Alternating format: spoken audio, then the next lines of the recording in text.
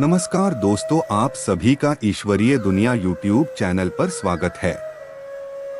श्री कृष्ण ने बताया गांधारी ने एक साथ 100 पुत्रों को जन्म कैसे दिया। महाभारत चंद्रवंशियों के दो परिवारों पांडवों और कौरवों के बीच के युद्ध की कथा है।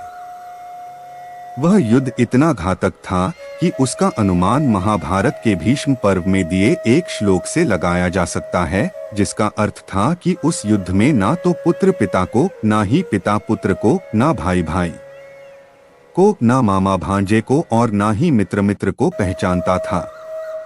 न पुत्र पितरं जगे पिता व पुत्र मौर्सम भ्राता भ्रातरं तत्र स्वश्रिय न च मातुल। उसी महाभारत से जुड़ी बहुत सी विचित्र कथाएं हैं जो कि अविश्वसनीय है। उन्हीं विचित्र कथाओं में से एक कथा है गांधारी ने एक साथ 100 पुत्रों को जन्म कैसे दिया। किसी महिला के द्वारा एक साथ 100 बच्चों को जन्म देना असंभव सी बात लगती है, किंतु अब प्रश्न यह है कि फिर कैसे गांधारी ने 100 पुत्रों और एक कन्या को एक साथ जन्म दिया था। इस प्रश्न का उत्तर जानने के लिए हमारे साथ अंत तक जुड़े रहे। दोस्तों, महाभारत धर्मयुद्ध गांधारी के 100 बेटे और कुंती के 5 पुत्रों के बीच हुआ था।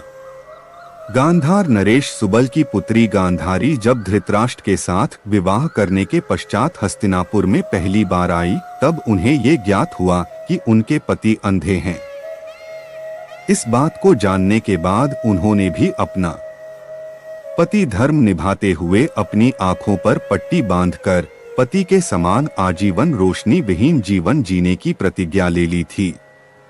ऐसा कहा जाता है कि एक दिन महर्षि वेद व्यास हस्तिनापुर आए और गांधारी ने व्यास जी का बहुत आदर सत्कार किया, जिससे वेद व्यास जी बहुत प्रसन्न हुए और गांधारी से वरदान मांगने को कहा। गांधारी ने वरदान में पति के समान 100 शक्तिशाली पुत्रों का आशीर्वाद मांगा। दोस्तों, कुछ समय पश्चात गांधारी गर्भवती हो गई। आपको यह जानकर आश्चर्य होगा कि गांधारी 9 महीने की बजाय 2 वर्ष तक गर्भवती रही थी। 2 वर्षों के पश्चात उन्होंने 1 मांस के टुकड़े को जन्म दिया। इसका सीधा सा अर्थ था कि गांधारी की गर्भ से किसी भी पुत्र ने जन्म नहीं लिया था। ऐसा कहा जाता है कि वेदव्यास जी को अपनी योग दृष्टि के द्वारा जैसे ही इसका ज्ञात हुआ, वो तुरंत हस्तिनापुर आ गए। महर्षि वेदव्यास जी के आदेश के अनुसार 101 घी के मटके तैयार किए गए। वेदव्यास जी ने स्वयं उस मांस के 101 छोटे छोटे टुकड़े कर उन मटकों में डालकर उन्हें बंद करवा दिया और गांधारी को यह आदेश दिया कि वो इन्हें 2 वर्ष के पश्चात ही खोले। 2 वर्षों के पश्चात उन्हीं मटकों में से गांधारी के 100 पुत्रों के साथ साथ एक पुत्री का भी जन्म हुआ, जिसका नाम दुशाला था।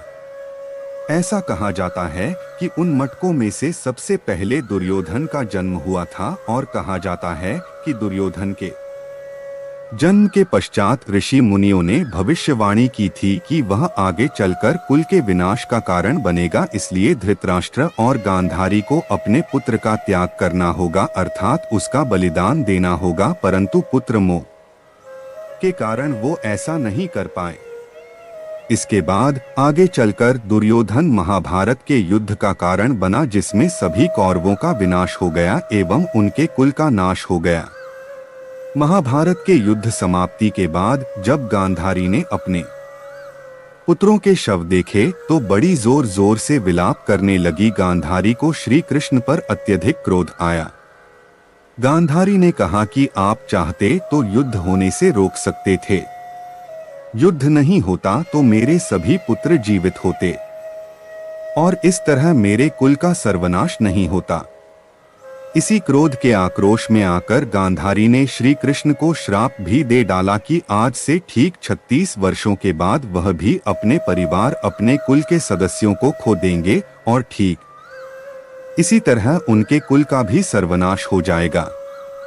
अंततः ऐसा ही हुआ। कुछ वर्षों के पश्चात भगवान श्री कृष्ण के कुल का भी सर्वनाश हो गया और खुद भगवान श्री कृष्ण को भी गांधारी द्वारा दिए गए श्राप को भोगना पड़ा। कौरव कौन थे? कौरव धृतराष्ट्र और गांधारी के पुत्र थे और उनकी दुशाला नाम की एक बेटी भी थी। वहीं सबसे बड़े कौरव का नाम दुर्योधन है, जो महाभारत के सबसे महत्वपूर्ण पात्रों में से एक है।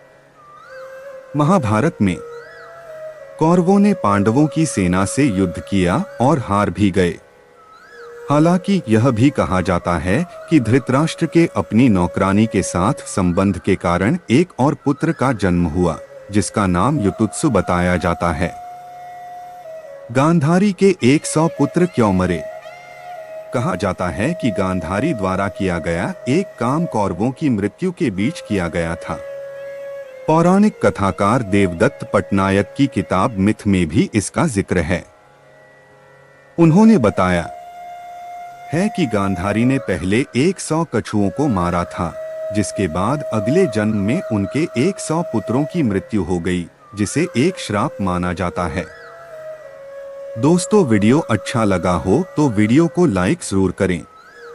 दोस्ती ऐसे ही रोचक वीडियोस के लिए चैनल को सब्सक्राइब करना ना भूले। जय श्री कृष्णा।